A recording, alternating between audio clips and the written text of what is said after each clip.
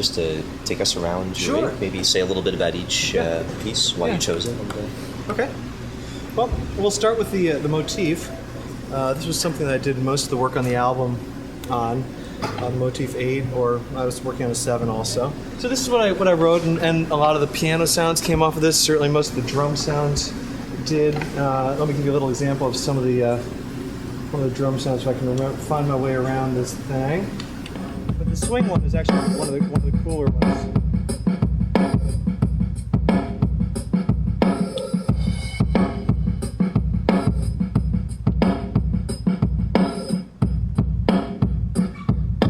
A lot of the sounds that I got on the album, the drum sounds I started with, I'd get something cool in here, and then oftentimes I'd send it into the core little recorder that I was working with and use a reverb or delay in there and sort of have that and a delay going on, and that's how I got a lot of those sounds. I really just like the way it really captures the nice acoustic bass sound.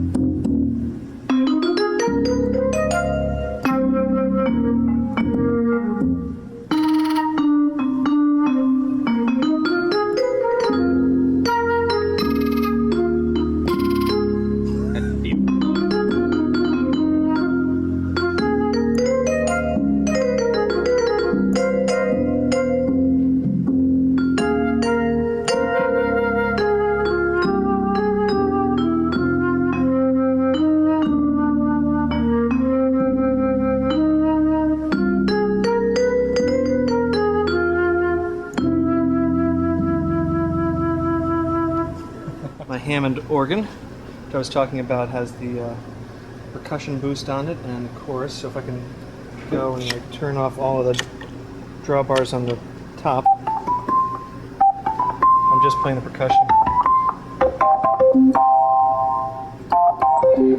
Kind of a boost on there.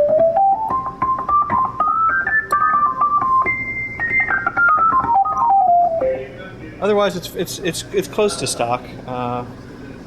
I do have this one little addition because when I used to play the Andromeda, I would keep it up here, and so I had my friend put this part on so I could pull it out and play without having to reach way over. It's cool, which is a personal modification.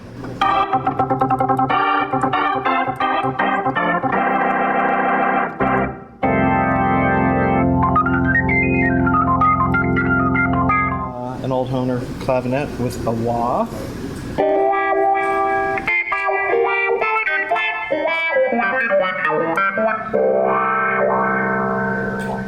What kind of wah pedal is that? Oh, it's just a Vox. Okay. Vox wah pedal. I also play it through my Maestro phase shifter sometimes, which is kind of one of my favorite vintage pieces. It's just a really nice phase, and the fast one. I like the way it'll go from. I like the way it slows down actually. It's a Moog, a little fatty. The signature series on the back, because you can see Bob's signature on the back.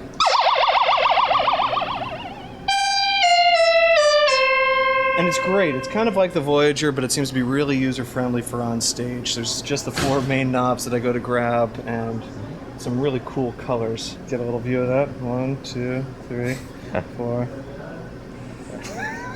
Anyway, I really like that. In the later series, they didn't have the pink and the blue, so I'm glad I got the first series. It's considerably smaller than the Voyager, or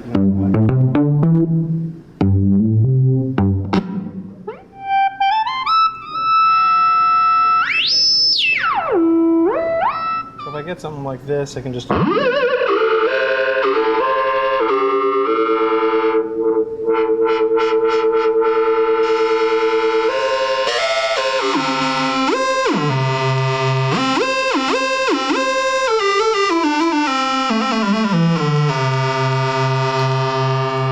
Fatty, and I just got it, and I really like it a lot live. And I've had my Voyager on stage a couple of times, and it's always a little intimidating because there's so many knobs. I'm just never really sure what to go for. With this one, I feel like any of these large 4 that I'm going for, it seems to give me a nice sort of a thing. So, and the Fender Rhodes is just a standard 73. Except I had someone build the top so it was flat, so I could put stuff on it. But. What's it? Do you know what year it's from? I don't know exactly what year it's from, no. I also use the phase shifter from Maestro with this one.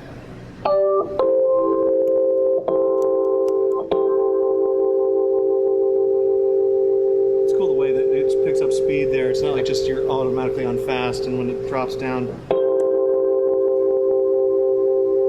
it's a really slow process too, and so it's a nice feel. I love these phase shifters, and you don't come by them that frequently. This is my Yamaha CS60, which is one of my favorite keyboards. It'll take just a second to warm up here probably.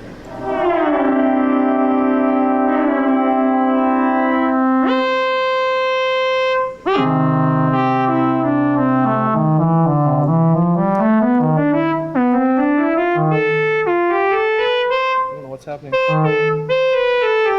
It's doing something it's not supposed to do right now, but it's an old keyboard, so we let it slide. Off the ribbon.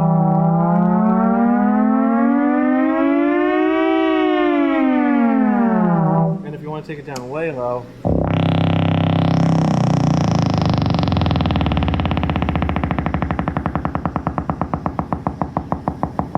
so it's barely a note at all, but just sort of a click registering.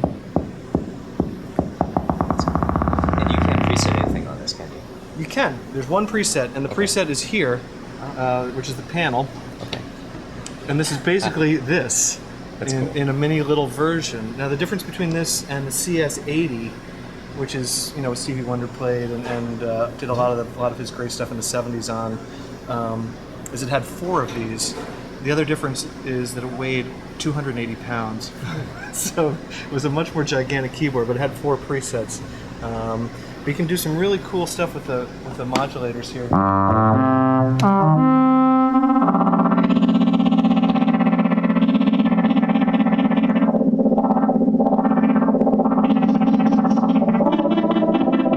It's also touch sensitive, which is nice, so you can get a touch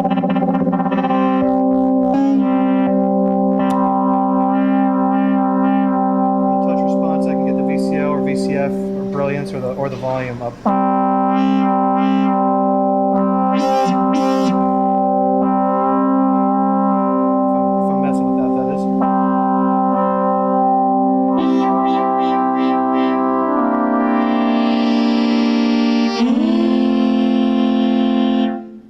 I use this on a lot of the Fish stuff as well. There's a song called "The Meat Stick" that was sort of written on this.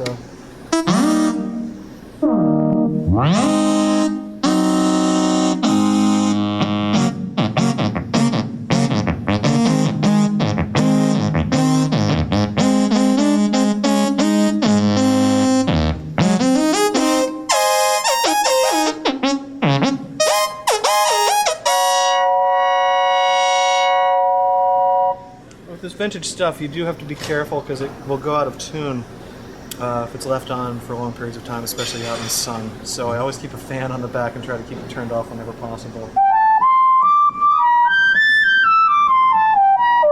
It is doing some very strange things today, so I'm not too sure what's up with that.